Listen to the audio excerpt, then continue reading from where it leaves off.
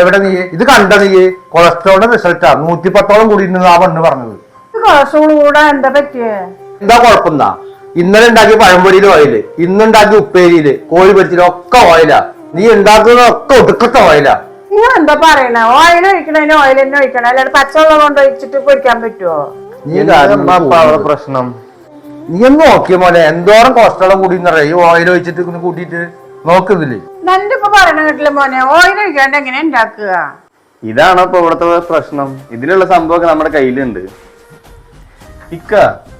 ഇക്ക ഗൾഫിൽ നിന്ന് വരുമ്പോ ഒരു സംഭവം കൊണ്ടുവന്നില്ല, അത് ഉമ്മാക്കൊന്ന് കാണിച്ചു കൊടുത്തേ. ഏതാ മറ്റേതല്ലേ? അതാ പെട്ടി ഞാൻ ഇപ്പൊ എടുത്തിട്ട് വരാം. ഇവിടെ എന്താ ഓയിലാണോ പ്രശ്നം?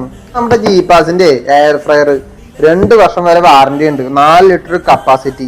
ഇത് അടിപൊളി സാധനമാണ്, ഓയിൽ ഉപയോഗിക്കേണ്ട ആവശ്യമില്ല.